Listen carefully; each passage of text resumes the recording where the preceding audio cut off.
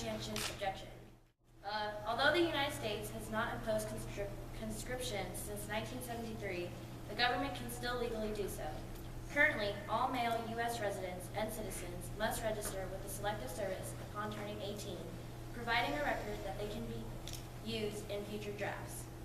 However, exemptions can be made for those who are found to be conscientious objectors to war and morally opposed to combat. Those exempted may serve roles that do not require using weapons or participate in other forms of national service such as conservation, caring for the very young or very old, education, or healthcare. Those who object to even those forms of service can face time in prison.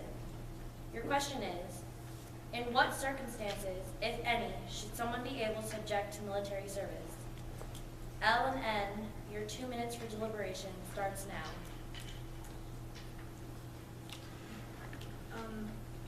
We would like to say that you may be able to object to serving if you have religious reasons, say you're a pastor, or say you're a Quaker and you don't believe in fighting. That doesn't necessarily mean you don't get drafted at all. That just means you don't have to be put into a fighting position. You won't be out on the front lines. You'll maybe be a cook, or you'll work with doctors, and you'll take care of people. We do feel like it should be all or nothing. So say if you have a non-religious reason and you just don't enjoy fighting, I do believe there's actually a case where they established that you can object for a non-religious reason as long as you have an all or nothing stance. So in example, you must object to war in general, but not just a particular war. So you can't just say, I don't believe in this war, so I don't want to fight. You have to be against fighting in a war in general and not a particular war. To furthermore what she said, that if you look at care ethically, people who are against having an objective war, the problem with this is that what really is just for it. You can either argue, A, this is saving more people with consequentialism, like saving, okay, this is saving a tribe, so let's kill 5 people instead of killing a nation.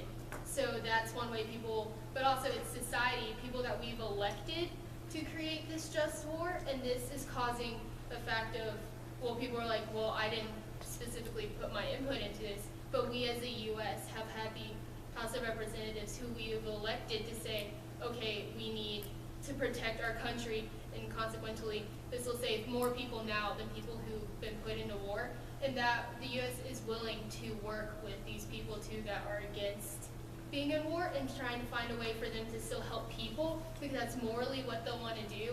If they're raised on the morals and the care of wanting to protect life, then the U.S. will try to keep that in their bodies and keep that into their souls, and having them be able to protect the life that they see as so fit, that is precious to them, and having them work in camps as nurses, aides, even food service, so that they can help healing and processing in war, so that whatever happens, that they'll still be helping the country that's been raising them, that's been producing them as themselves, but still being allowed the freedom of religion and rights that we have. And so if there is a line saying you cannot be exempted from the draft because of what you believe, there still should be options for you to somehow help the country that you're being in without affecting your views, unless if they're completely invalid towards what the U.S. is saying is needed. And also, signing when you're 18 does not mean you will be drafted to. It has the option to be drafted. So the only time you would get exempted is if you go to court from being drafted, which is like a third step going into being in the war. I would also like to hear the fact that there should also, we personally believe that there should also be the option to not only you could maybe be a cook or somebody who's not necessarily fighting, but to not just go in general, because there are some religions who look down upon just the war in general. They look down upon military structures, or there are beliefs that are not necessarily religious, that just look down upon the act of going to war with another nation. So there should be an option for you to be exempt from the draft. Maybe you have to pay a fine, maybe it has to be like a really special circumstance, but if you fully believe in your convictions that in all cases war is bad and that you don't want to participate in it, you should have the option. And for people who do not have Okay, for the people who do not have the religious views that we've already said is a standard of exemption, people should be understanding that they do not believe in the religion, but they still have their own views, and that should be equal in the sense that we do have freedom from religion as a freedom with religion. Therefore, if they have the moral view, you should not exclude them just saying because they do not have a God that they are against, that they shouldn't have to be against war. It's a personal thing, and it's a right to themselves as a right to having your mind not being tampered with, and also the right of being free in yourself. So Alyssa will sum up. So to sum it up, we believe that you should have the option to be able to be exempt from war if you have religious or personal beliefs that contradict all wars and not just a particular war that you would be drafted into. Time is up. Thank you. Central, your 1 minute for deliberation starts now.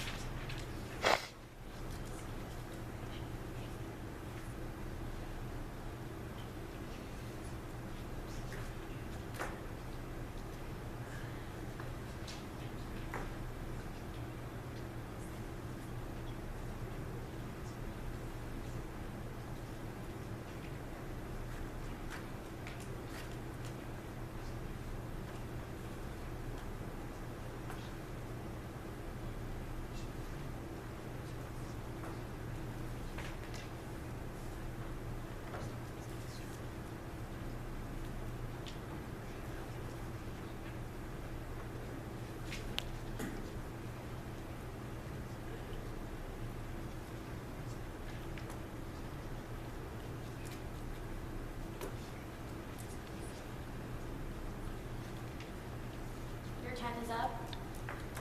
Your 5 minutes to respond starts now. Okay, wait, guys. Because the country does have freedom of religion, we also agree that you should not have to be on the front lines if your religious beliefs conflict with war. However, everyone should sign up for the draft because duty-based ethics is the duty to their country, and this country does provide them with freedom of religion so that they do have the opportunity to serve their country, to better their country, and not go against their religious beliefs at the same time.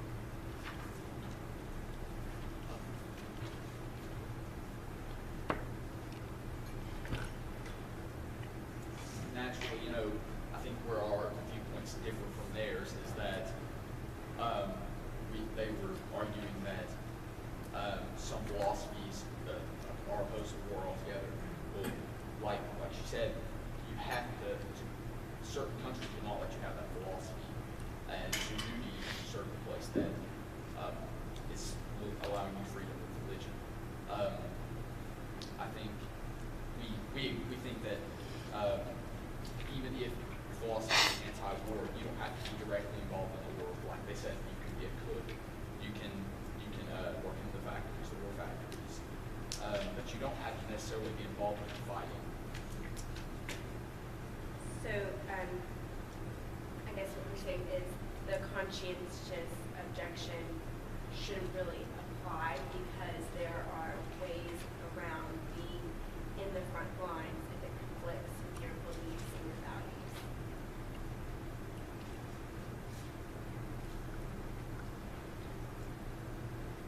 Are you guys good? Yes. Yeah, okay, just checking. Alan Ed, your 1 minute for deliberation starts now.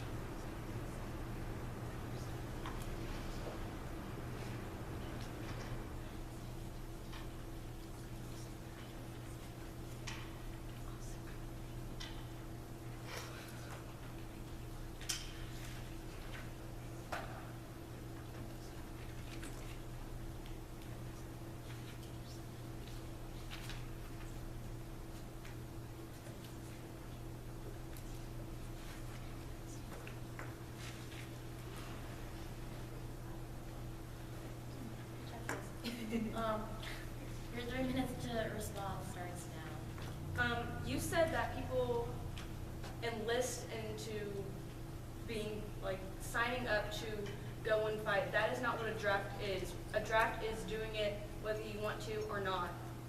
It's to be put in the lottery system for drafting.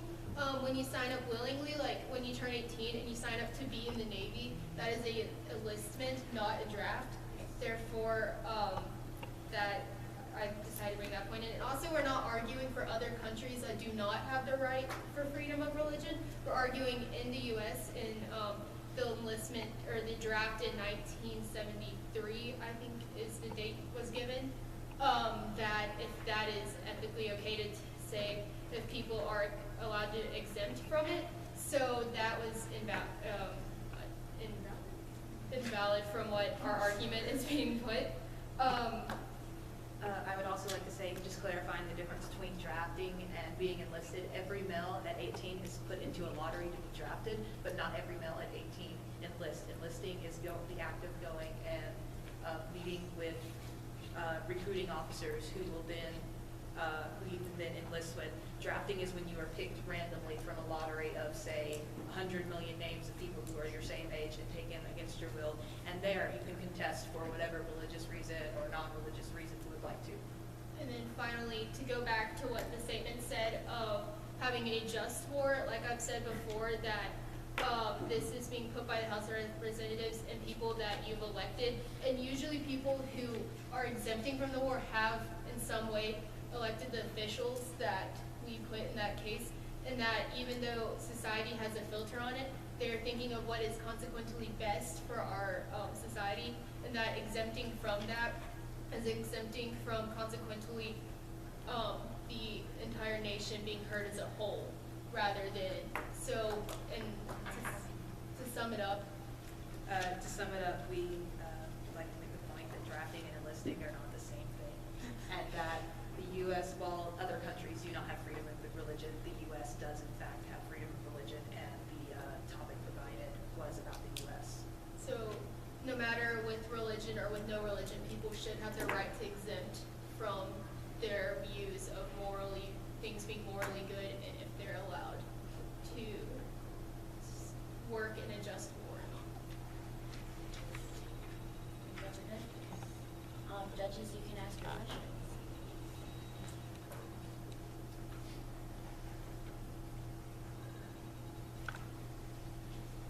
I have just one clarificatory question to start with. At the beginning of your original presentation, you said that if they are exempted because they have religious or personal reasons, that they could still be required to be in non-combative roles. And then I heard you say at the end maybe that wasn't the case. So could you just clarify your position there?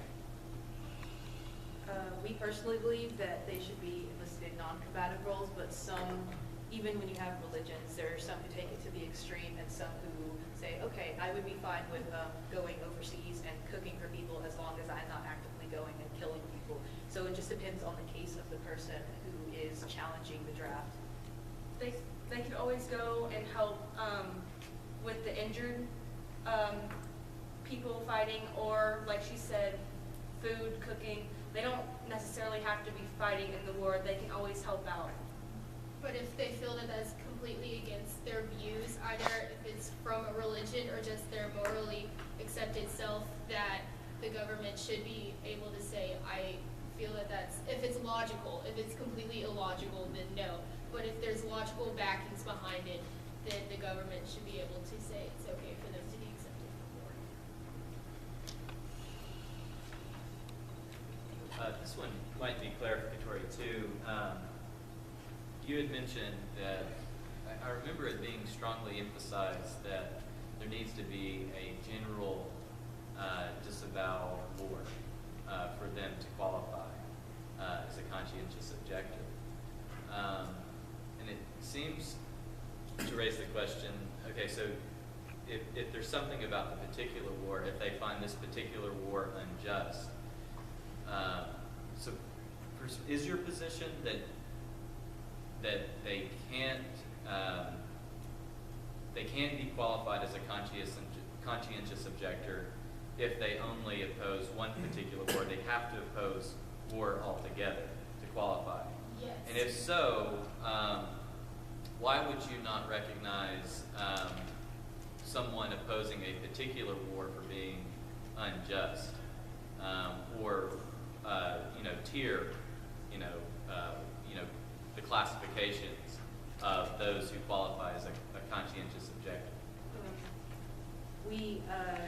Yes, we agree, all or nothing, you have to object to war, because it could be convenient to just say if you were drafted and you really didn't want to go. It can be convenient to say, well, I don't really believe that we're over there for the right reasons, or something like that. And it can just be something you just say just to get out of it. There's a difference between just objecting to war in general and just trying to, just objecting to one war. Also, you can be drafted, I do believe, multiple times.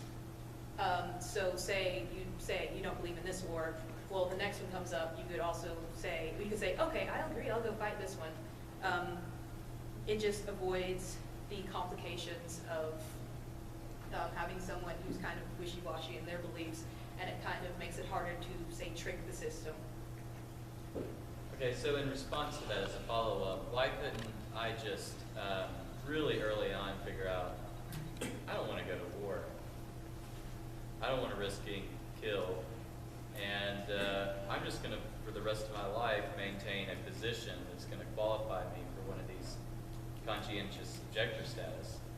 And if the trouble is about weeding out, those who might, say the right things, how does that affect your justification for distinguishing between those two positions? The ones who object to war all the times, and those who have, they might be giving legitimate reasons for why they oppose a particular war. Generally, when you challenge a draft, it is in a court-like setting, and they ask you to bring proof of your position just so that they know that you're just not making this up off the top of your head just because you don't want to go. I guess it would be expected of the person to provide proof of how they feel on this, just so that you could clarify that they're just not trying to game the system and just get out of it. And maybe this person does decide that for the rest of their life, they're going to say they hate wars. As long as they have proof that they hate wars, then, I mean, it's kind of hard to keep everyone from taking a stance where they're not going to lie and try to get out of something. And this isn't like just having a piece of paper that says I hate war. This is more of a background check, especially for the religious views of going with their pastors, seeing what their religion believes. Like with the pagans and the Quakers in the 1800s, they were fully against all combat. Therefore, when someone but they didn't have this back then, but when they wanted to be exempted, they'd go back to the church that they belonged to and do more of that, rather than just saying, oh, you say you're a pagan, you're done. And that would help filter out a lot of the trickery of trying to be exempted from wars. One more follow-up. Could the person who's objecting to the particular war provide the same type of evidence of themselves as the general conscientious objector? Could they provide proof that they have considered this particular war, the particular justifications and reasons for it, and provide proof that, look, I have a good moral reason not to go to this particular, and to engage in this particular war?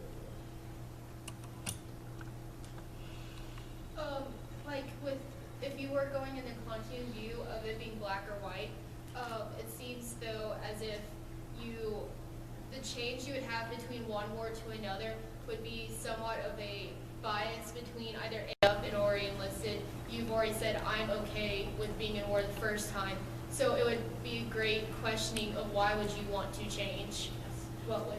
Under that logic of being able to say you want to be exempt from this war and not be drafted, you could have people who are currently enlisted when they go to war, maybe next time, the second war they're in, they could say, oh, I don't really agree with this one, and they can also leave the military under those, under that viewpoint. So we would say no, basically, to the idea of only being able to object to one war.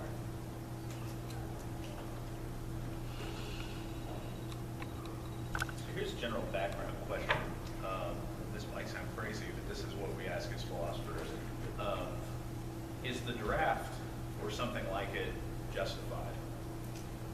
It seems to be an assumption of both you and your interlocutors that something like a draft, at least in the context of the United States, is justified, and these are cases of exceptions to that general. My question is sort of background, like, why is the draft justified?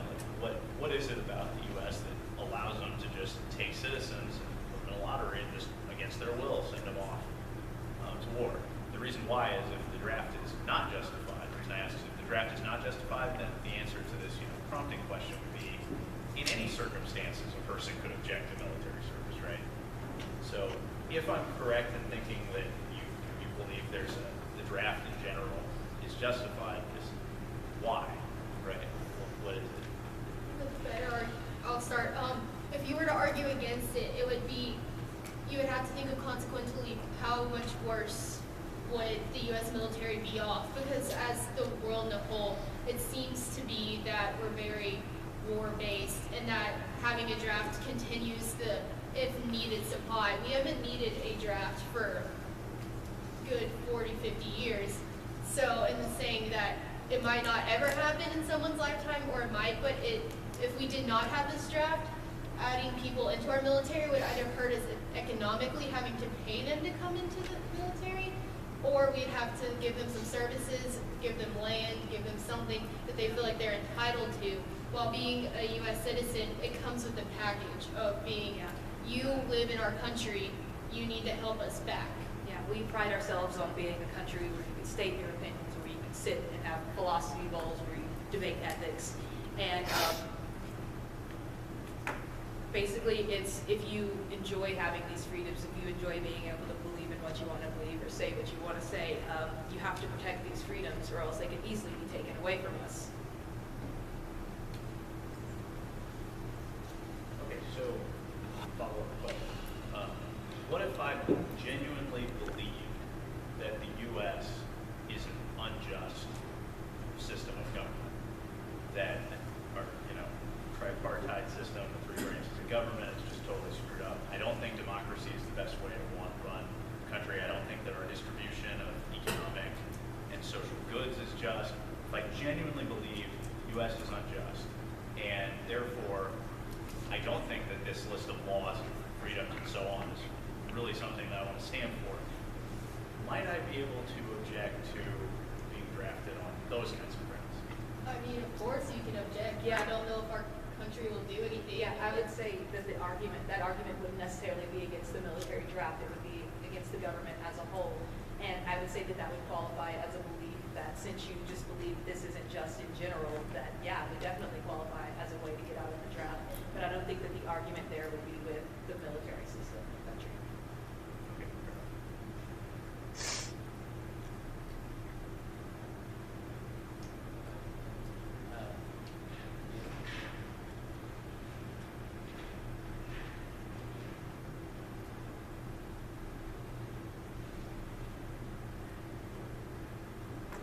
Yeah, I do have it.